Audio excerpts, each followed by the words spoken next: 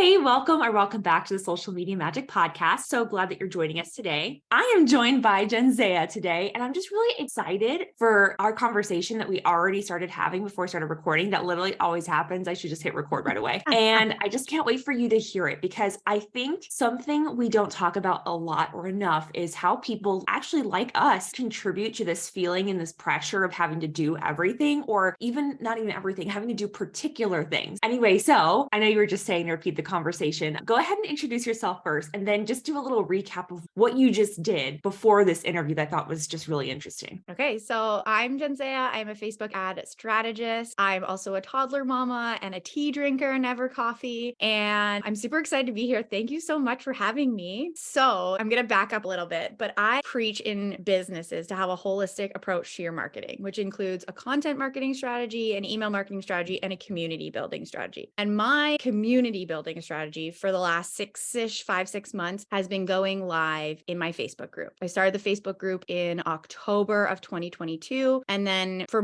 basically all of 2023 and the end of 2022, I've been going live once a week. I was super excited. I found a time because my schedule is really inconsistent. And today it's the end of an era. It was the last live that I was doing that I decided to do because I took some time to evaluate how the lives were going, what the return on them was, how I was feeling about them, what the community was getting, what my goals for it were. Like, it's my community builder, right? So my goal was to build the community and to have people engaging and with not only me, but each other. It just didn't make sense to keep doing it. And so I've decided to stop doing the weekly lives in my Facebook group and to start hosting a weekly coffee chat where female business owners, teacher business owners can hop on this Zoom call for an hour Monday evenings and chat with one another and connect. And I'm hoping that this will fulfill my desire to have a community. So that's the backstory. Now you can ask more questions if I left things out, but yeah, I love that. And so I was watching this live that she was doing, like her goodbye live, right? Like we were just saying that, yeah, when you end something, it almost feels like there's this, like, I don't want to say a sense of disappointment or shame, but there is, oh, this didn't work. What does that mean about me? Or this isn't fitting in with my goals, but it's working for someone else. And we were also just saying that when we talk about these quote unquote big names in the space, like people you've probably heard of that you follow, Amy Porterfield, Pat Flynn, even TPT influencers like Casey Morris. I know a lot of people listen to her, Lauren Fulton, which I love. I love these people. I think they all have something unique and interesting to offer. But if you're not listening to someone who has the same business model as you, even me, I'm a service provider. Jenzaia is a service provider. We have to be really careful when we're giving advice to make sure it actually matches the person who's listening, right? Like my podcast is not really for service providers. It's not for other social media managers, even though I know other people listen. It's for TPT sellers with low ticket offers, right? You might have a membership, but you have a completely different business model than someone who has a $2,000 course, like Amy Porterfield, for example. So she's doing what, maybe 3 to 4 launches a year, and making hundreds of thousands of millions of dollars. But you cannot do the same model because you have, not to say I don't like telling people you can't, but with that, just think logically the math. Your resources are $1, $2, $3, $4, $5, $7. Maybe you have a bundle for 50. Maybe you have a big bundle for 200. The amount that you have to sell and the amount of people you need to have, the traffic to those resources, is so vastly different than bringing people in a few times a year and having these huge mega launches. So the strategies that we hear, we have to run it through a filter, right? It's because we all believe in what we're talking about because we've seen results with it for us or our clients. So we're going to be selling stuff to you, right? I do it too. Literally all of us are doing it, but we're selling it because we believe it and because we've seen the results with it. But that doesn't mean that's going to be the same results for you. So I think it's so important to run through that filter. So can you just talk a little bit about holistic marketing for a second? Because I totally agree with what you're saying. It all works together, right? No matter what you're doing, what you're using for each of those points of like how people discover you, community building. So talk about that for a second, the idea of holistic marketing, and then maybe just comment where you see social media fitting into that. Absolutely. So that's exactly what you're saying is why I like the model of holistic marketing that I talk about. And holistic marketing kind of is just being everywhere, doing everything and showing up in a like whole way. So you're not focusing your time and energy in one specific avenue. And I know that's terrifying because most people that we're talking to on this podcast, I assume, are solopreneurs or working by themselves, or they have like maybe 1 or 2 team members that are contractors, a VA that's helping them out. And so being everywhere, showing up everywhere, doing everything is terrifying. I understand that. So I'll explain the holistic marketing thing, and then I'll tell a little bit of my stories so that you can see how you can actually implement it as a solopreneur, because I did. At the time when I did, I had nobody else on my team. The 3 branches branches, if you will, like I said before, are content marketing, email marketing, and then the community building. And what's great about it is that there's options within each one. For example, content marketing, you can have a podcast, you can have video like YouTube, or going live every single week would be another one on Facebook or Instagram. You could even be posting a video onto Facebook that's pre-recorded. That's another video, like long form video content. And then blog would be the other one, right? And so you get to pick which one of those works best for you, works best for your business, which one works best for your audience, right? And then email marketing, there's still a lot of variation there. How often are you emailing? What types of emails are you sending? How are you growing your email list? Is it through a PDF checklist, an ebook, webinars, video series? What option? There's so many options that you can pick from. And then community building. And this is where I would say social media comes in. Typically, I would say your community builder is your social media strategy. And that's where you are connecting with other people, nurturing, building those relationships. And so some really great examples are Instagram,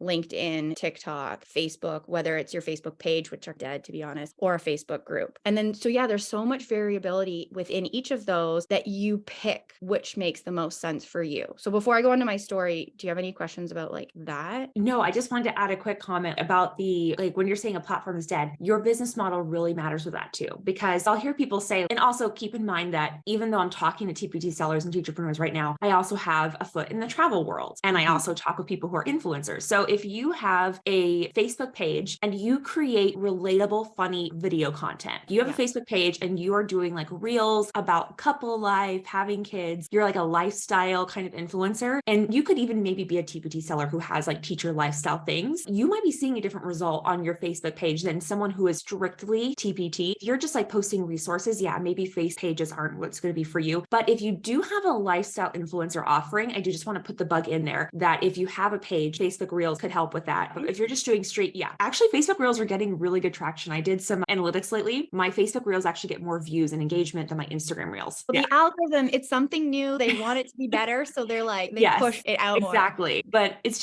so funny. So this is what you're saying about Facebook pages are dead. I'm like, yes, they are. But also mine, I'm a service provider. So keep that in mind. If you are straight TPT and how you were using pages 10 years ago, completely different. Yeah. Anyway. And that's a really good point about 10 years ago. There's people that I work with that have pages from 10 years ago that are still doing really well. But if you were to start a page now, and I don't want to be hypocritical. So to be completely honest, when I post something on Instagram, it automatically also posts on my Facebook page because there are still people who will go and look, and you don't want your Facebook page to actually be dead. I'm not getting anything. Almost no one's seeing it. I'm not doing it intentionally, but the feature's there. So I do cross post, and I don't recommend you stop doing that. Continue, even if you're not really getting anything, because that presence in multiple places isn't a bad thing. I wouldn't recommend that you necessarily go out of your way to create a Facebook page the way people were doing it 10 years ago. And I'm really fascinated by that Facebook Reels comment. So I'm going to look more into it. Yeah. I'm actually presenting about Facebook funnels at the Teacher Seller Summit that Lauren Fulton is putting on with Brooklyn. So that'll be really good if anyone's interested in that, because I do think if you use Facebook strategically, and I know that Jenzaia knows, I think this because I talk about this. I've talked about this with her before. I do think you can use Facebook strategically. And I think if it's really simple, if you think about it, like our personal profiles also don't get enough love. I'm not going to go into a rant right now. You can use your personal profile in so many ways, and so many sellers don't do it. And I get it because you guys are introverted. You feel like you're shy. I get it, but you can network with your personal profile in a way that no other platform allows you to do. I will leave it there for now. Register for the Teacher Seller Summit. Affiliate link is in the subscription. Okay, go ahead and say, what were you going to say? Okay, so then my story about getting this holistic marketing strategy up and running as a solopreneur, I had a graphic design team that I was working with, but for my clients. So not for myself. They weren't making any graphics for me or anything. So all of what I'm about to talk about, I was doing by myself. In April of 2022, I started my podcast. It might've been 2021, 2 years. So in April of 2021, I started my podcast, and that's all. I didn't have show notes. I was barely posting about it on Instagram. It was just the podcast. And my goal was to eventually have a blog post, show notes, because if you don't know this about podcasts, they're not very searchable. And so the blog post adds that SEO factor. And also I wanted to be emailing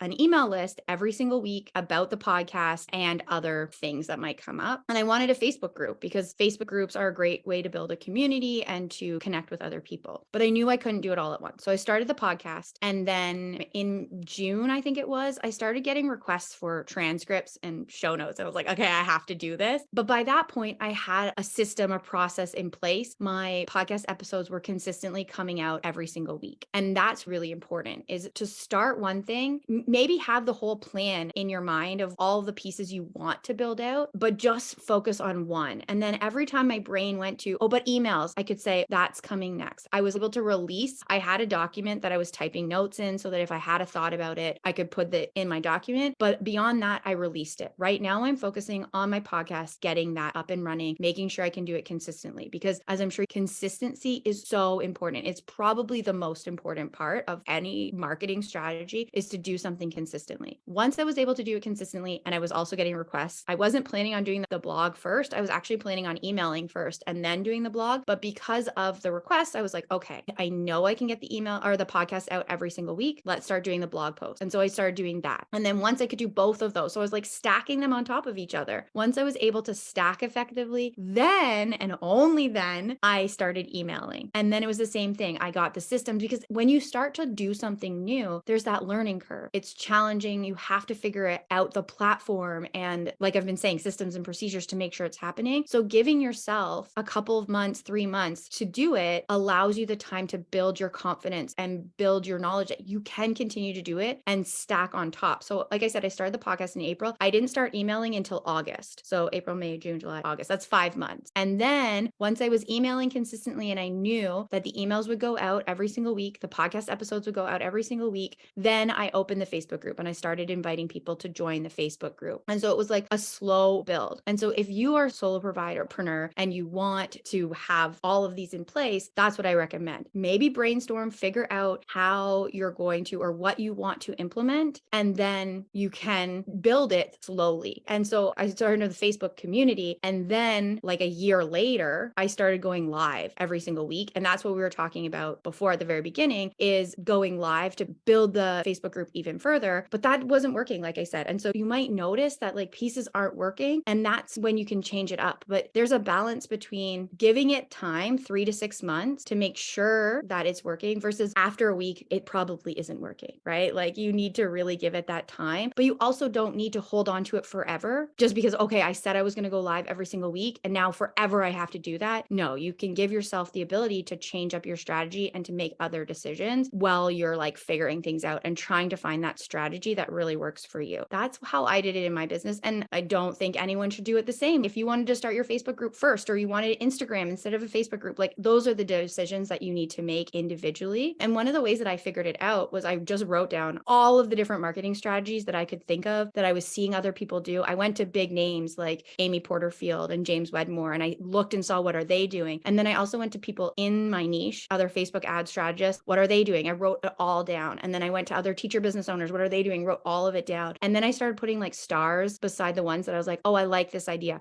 And then I crossed out ones I was like, I could never see myself doing this. And that just gave me tons of ideas of what I could do in my business and what kind of marketing strategies I might want to implement. Tons of little tidbits there. Yeah, I love that. I just want to respond to a couple things there. So I think it's really cool that you started your email list before your blog, because that is something that when I'm talking to people, that comes up a lot. Like I don't have a blog, so I have nothing to email them. But I've also seen people go the other way, where they'll actually take really high performing emails and turn them into blog posts later. So if you're hearing this and you're like, I know everybody's talking about an email list, and also be careful who's telling you about the email list. Do they have an email marketing course? But it is important. I do believe it's important. So if you are going to have an email list, or when you're ready to start it, don't feel like you have to have your blog first. Like you can create content. In fact, if we look at the dinosaur age of internet marketing 10 years ago, like blogging was kind of social media, right? Blogging was pre-social media, and that kind of moved to email. So if you look at newsletters and really successful ones, when I save them, by the way, this is a good strategy for you listening. If you get a really good email that you're like, wow, that made me buy something, or that made me open it, that made me click on something, save that email to a folder, email marketing ideas, and really start to look at your own behavior. What makes you do certain actions? What intrigues you? What do you like? Because humans, even though we all have our own unique preferences, we're all in a way same. We do certain things that work for a reason. So look at that. What is catching your attention? And don't feel like you have to have the blog before you start an email list. And also you can start your email list before you send emails. That's something else too. Like you can start building your email list and be like, I don't have the capacity to write emails right now, but I know eventually it's important. So I'm going to start building it and just collect them. And then you know what? You might have some unsubscribes and you send your first one, but it's better that you built it and have those than to not have it and then decide later you're going to start. So just putting that out there. Just before you go on to the next thing, I actually did a podcast, like live strategy session on my podcast, that we talked exactly about this. noticed that your content can repurpose in any direction you want. And so in her case, we were starting with her Instagram posts, and then she took her Instagram posts as almost like outlines for emails and blogs and expanded on them because that what was working for her. Her Instagram was her main spot that she was showing up, and then to repurpose that content. And that's why I podcast, and then my blog and my podcast are very similar. And then my emails relate back to those blogs and the podcast. They're not three different content pieces. They're one content piece, just in different ways, in different platforms for different people to consume. And so that's really important. Is you're right. It can start with the email, or it can start with a blog post, or it could start with Instagram. It could start any direction that you want that makes sense for you, and that consistency piece. So again, that client that I was talking to, she was being consistent on Instagram. And so that's a really great place to start, is where you're already showing up, and to build from there. Yeah, I love that. And I love that you said that repurposing from Instagram, because I think a lot of people, and it makes sense because we only know what we hear other people doing or what we see other people doing. And we often hear to repurpose from long form, so blog, podcast, YouTube, live show, to short form, social media, but you can do it the other way too. And the cool thing is you can actually use social media to test ideas, especially for storytelling. I'm going to switch to this travel space just for a second, because I feel like this is a good illustration. I started doing this silly series, honestly, because I was bored and I was like, I'm just going to try this and see what happens, called The Terrible Traveler. And I've just been posting things on my personal profile. Again, I'm a big fan of that personal profile, and just telling stories of, because in the travel influencer space, we always see these girls with like beautiful dresses and everything that's perfect and pristine. I really try to make a point of, actually, these are all the things that can go wrong when you travel. And I've had so many of them happen to me, and they still happen to me, even though I consider myself an expert, like for how many hours I've traveled, how many countries. Anyway, so I started doing this like series and talking about all these things that happened to me. I actually got stuck in a turnstile with my backpack on in Croatia. So embarrassing. And then I had to have this poor old lady like help me get out. And I was like, I am literally the fat American stuck in this turnstile. Oh my God. So I was telling this story. And as you can imagine, that's really engaging. People like that stuff. And so even though I wasn't specifically selling anything, that told me, okay, that story is going in the bank, and I'm going to use that for email, for future email, because not everybody who follows or friends with me in one place is going to see that. So I think that is so smart, is taking something that performs well on social media, repurposing that into an email or a blog post. And of course, really relate it back to your offers, right? If you can, there's always a way you can swing it around. Like for me, I talk about the trips I go on. So if you want to meet real people and have real travel, and you can have these things and just laugh, then come with me on a trip. So you can always kind of work it back to whatever it is, but people want to see more of you, especially now more than ever. That's like a content social media thing. Like people want real connection. That's why I think it's really smart. You're going for coffee chats. So smart. People want to see real connection. They don't just want curated perfect anymore, because we all know it's not real. So that aside, love that you said not all at once, that each platform has its own purpose. I love that, because like in where it is in the funnel too, because I have clients who, like with Instagram, for example, Instagram used to be a discoverability platform. That's what it used to be for. Maybe even 5 years ago was that. Now a question mark. Like I have people who they've gone hard on reels, and reels are how they get discovered. From the reel, they sell in their DMs or they sell on their profile. I have some people who use Instagram as the second level, like a connection piece. So they have a podcast, come connect with me on Instagram. I feel like Sarah Whitaker, Podcasting for Educators, is really good at this.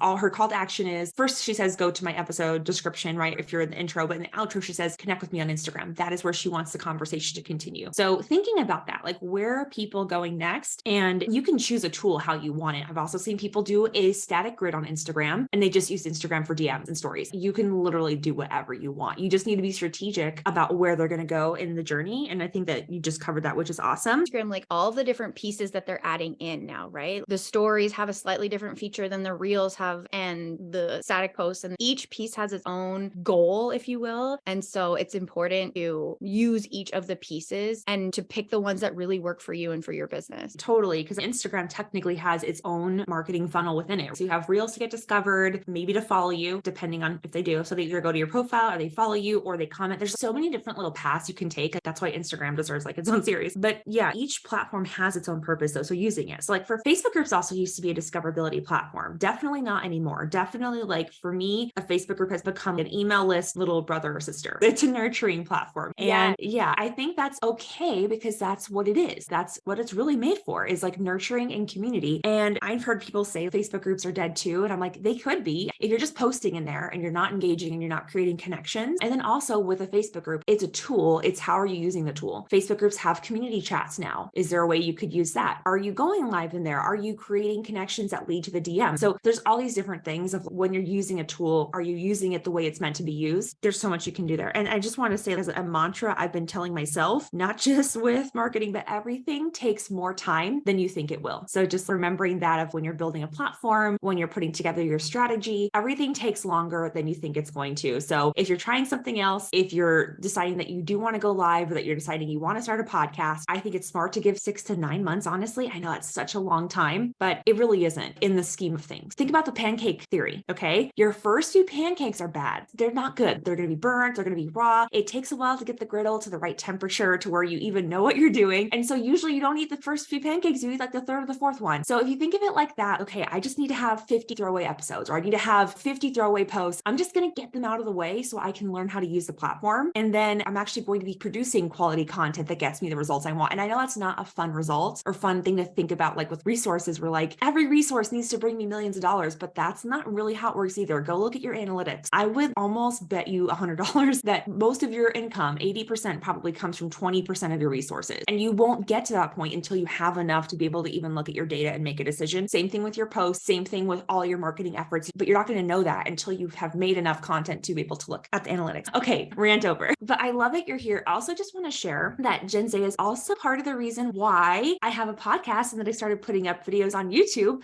I don't know if you remember this. So I was on your podcast a while ago. Wow. Yeah. Was it 2 years? Oh my God, 2 years. That's crazy. We'll find the link. I'll send it to you so that you can link it in the show notes for people. Perfect. Yeah. And her podcast is really good too. So she was interviewing me about Facebook groups specifically, which they've even changed in the last 2 years. Oh my gosh. Yes. Yeah. It changes so quickly. But I just think that's really cool full circle because I was talking to her about which channel I should do. And I remember deliberating on that because I was like, I have experience podcasting. I'm very comfortable with it, but I'm also comfortable on video. I can do it all. I don't mind. And the reason that I ended up making first YouTube videos was because with screen sharing, it totally makes sense. Here's how you do X, Y, Z. And so then Reels came out and I started doing like little Reel tutorials. So I just think it's so cool and full circle that you're here, that you're sharing. Remember that conversation, by the way. I do. I remember and like encouraging you. I don't know, maybe I shouldn't. So yeah, I do remember that. It was a little baby watching you grow. Yeah, 100%. And part of it was not even thinking I couldn't do it. It was just like, I really don't want to start something and then I can't devote the time to it. But I think something else that's a lesson that you all can learn too is that not everything has to get 100% of your devotion or your energy. You know what I mean? And okay, on one hand, I do think it's good to have consistency with a podcast, keeping a cadence of publishing. But with something like YouTube, for example, YouTube is also its own animal. And I'm still honestly learning a lot about it. But what I've learned so far is that it's not as important because YouTube is a discoverability platform for me, right? List building. It's a search engine in and of itself. Yeah. So for YouTube, it's not as important to me. And some people who are like YouTubers might hear this and be like, no, but I'm not creating YouTube videos really for my subscribers because I don't really care about that. If they want to be like a loyal listener, come to the podcast, come to the email list. That's where you'll get the weekly stuff. The videos are like, here's how to, this is why. It's very informational, tutorial based.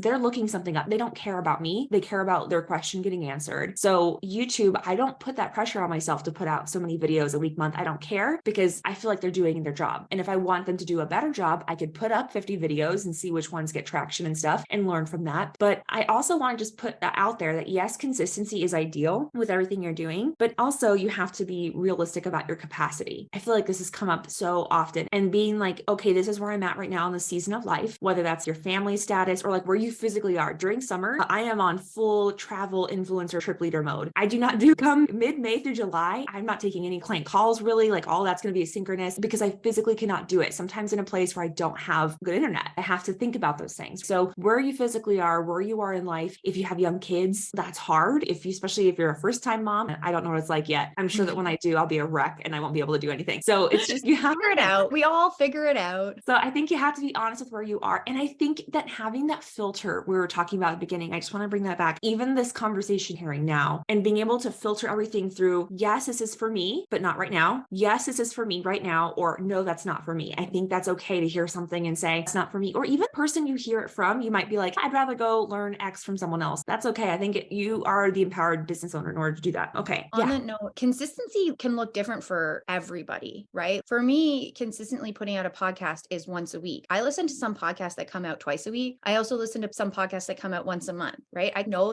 their cadence, when they're coming, and I can expect a new episode. So your consistency doesn't need to match my consistency as long as it works for you, your lifestyle, like you were saying, your business. And also taking into consideration, I like that point about YouTube of it doesn't need to be the same consistency based on the platform. So taking all those into consideration, like you don't have to be doing all the things. And I talked to some of my clients about this of, we'll put out a blog post this week, and then next week you can email about it. And then the next week you blog about a new blog. And then the next week you email about it. And so you have a blog coming out every other week. You have an email every other week, but it's that same purposing strategy where you're just sending it out. And instead of on a weekly cadence, you're on a bi-weekly cadence. And so finding that consistency that works for you is really important. Yes, that's so true. And depending on the type of content too, because I think we can forget in the TPT seller teacherpreneur space, like it's such a small little space. So tiny. It's so tiny. And so I think when we expand and listen to the general, again, with the filter of this is the kind of business model I have, this is my capacity, these are my needs, these are my desires, these are my goals, but I'm going to listen for inspiration and ideas. And if I take it, great. If I write it down for later, that's okay too. But I do encourage you to listen to social media or to listen to content outside of your niche too, because you learn different things. I've been listening to a lot of like storytelling and narrative podcasts lately because I feel like I want to be a better storyteller. That's something that's really important to me, as I do have the influencer model in some things I do, but I want to have better just content in general because that's a skill I want to have. I also want to create content that's really good. My goal, and I think it's really good for you to have this goal too, is for your free content to be so good that someone feels like they should be paying for it. And that's a goal of mine personally across everything that I'm doing, is I want to make better content. And I think that should be a goal of yours, honestly, but that will look different for you. For me, that looks like getting better storytelling. For you, that might look like maybe listening to true crime and how they do like investigative things, especially if you have a more technical thing. Like I have one client who's doing science of reading. And so for her, it's, that can be a really dry topic. So she's looking at entertaining podcasts and thinking, how can I make this fun for the listener so that they're not completely bored? Or can I switch up the format? Can I do so many interviews or so many roundtable discussions? But you won't know those things until you listen to people doing them and find the inspiration and ideas. So I think it's good to look at other niches for that with your filter and with your blinders on. What do you think about the idea of creating better content? What would you say as far as advice on how to make better content? Totally agree with you of looking outside of your niche. And sometimes we'll re-listen to my podcast multiple times to hear the spots where I got stuck, or that after I've recorded it a couple weeks later, what didn't I explain really well? And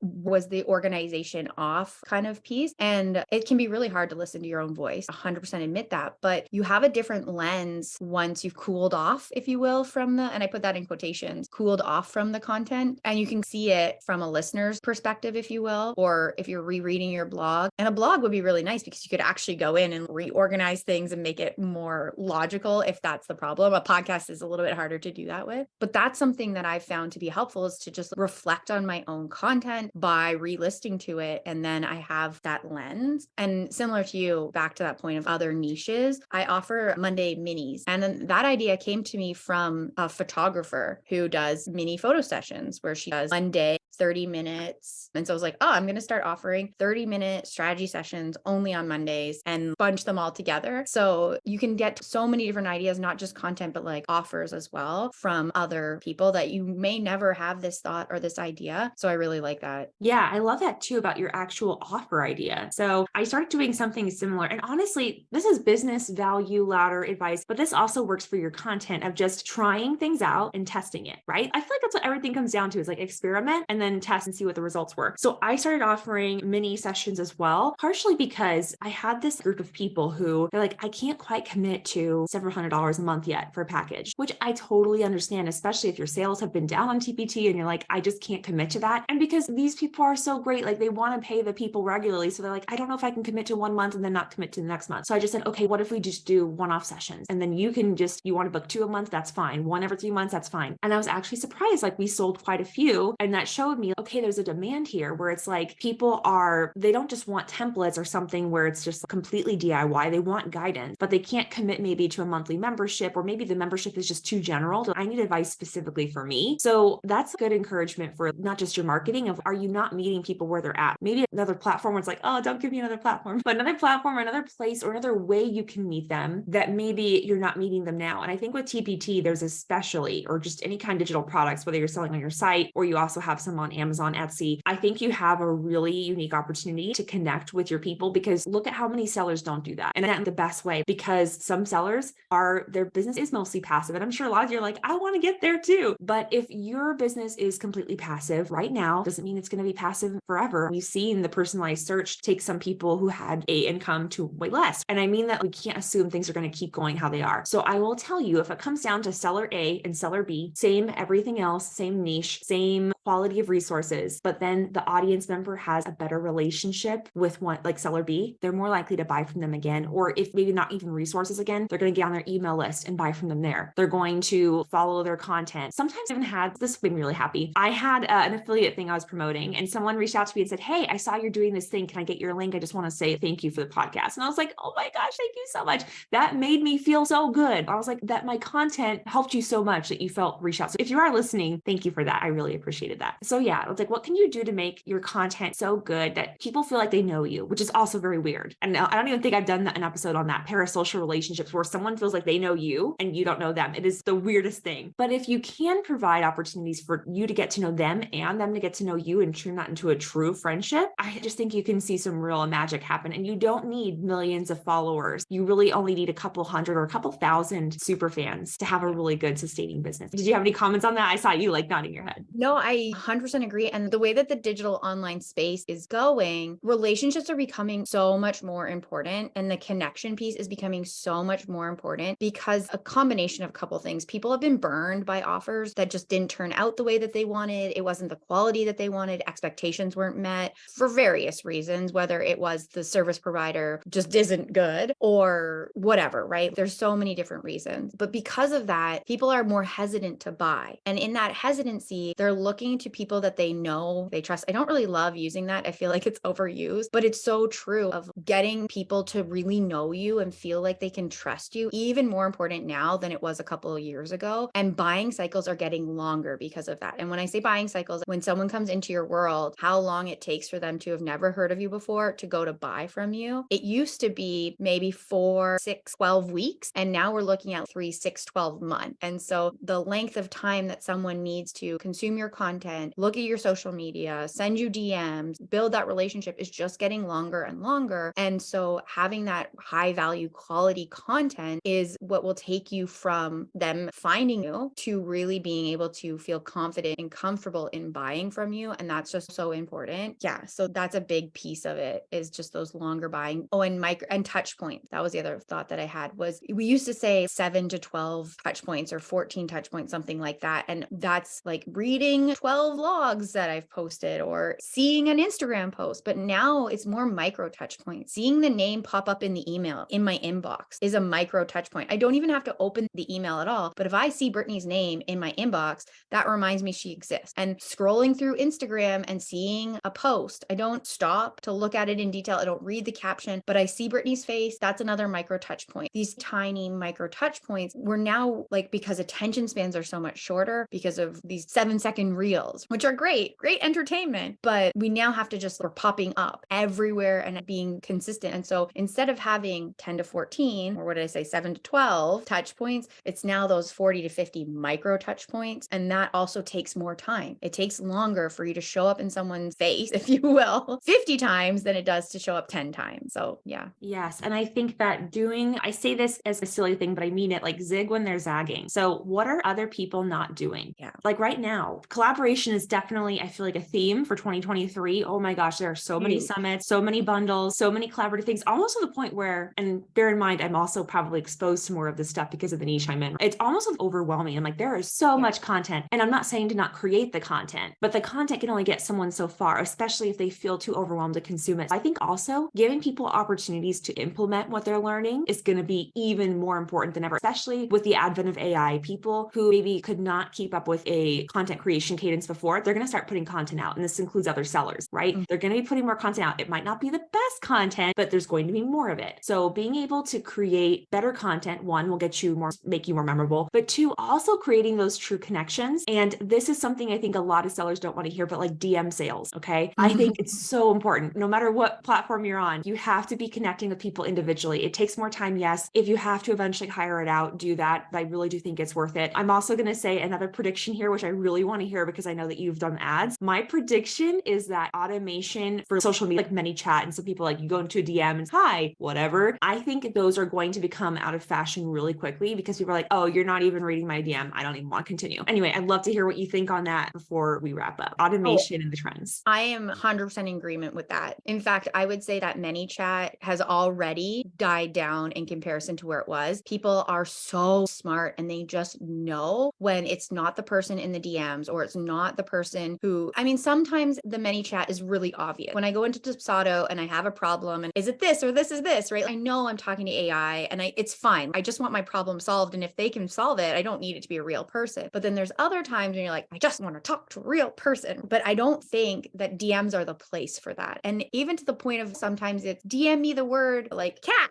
and I'll send you the link. And it's an automated reply that they've set up in their DM so that when you put cash, this happens, right? People are already hesitant to do that. They're like, I don't want you to just auto reply me a link, right? Don't make me type in something and hoping that I'm going to have a real conversation and then it just be like automated is my thoughts about it. And so things like text lists where it's actually the person on the other end or communities where you're actually getting to talk. And that's why coffee chats I feel are growing where you can see the person and okay, I'm actually building a relationship with the real person is huge. And so I 100% agree that ManyChat's not going to continue growing. I think that the text me cash is going to go away. The automated thing, just people don't want it. They really want authentic, genuine connection. Yeah, in a way around that. I think I've talked about this. By the time you hear this episode, I would have already had the episode about the comment to customer strategy, where it's an organic version of that, where you have a post and it's, hey, if you want this resource, comment son, and I'll be sure to send it to you personally. And I do tell them, say that you are personally going to send it because it's that way you can have a conversation and ask, because those conversations are gold. Hey, so what are you struggling with when it comes to da da da da? And make it just clear that you'll send the link to them. So that way they're not worried about getting pitched to or something being sold to them. They know they're going to get a link to buy something. But then on top of that, what can you offer them? And you can save time. So a way to automate it without making it totally automated, you can create saved replies if we're talking about Instagram specifically. So that way you can still save yourself time. You can use templates, but then tweak the templates and make it actually personal, just because that's what you would probably want as far as a buying experience or like talking to people. I know a lot of people worry about being salesy, but if you have products, if you can go to your Instagram or your feed or whatever, and it's very obvious you're selling stuff, you don't have to feel bad about that. Someone's following because they're interested in what you're offering anyway. So don't feel bad. And if they're not going to buy, they'll just say no and be like, okay, let me know how I can help you. And even if it's not something where you're getting paid for a consult, that's still really gold because you can use those words for sales pages later, for product descriptions, which are basically sales pages.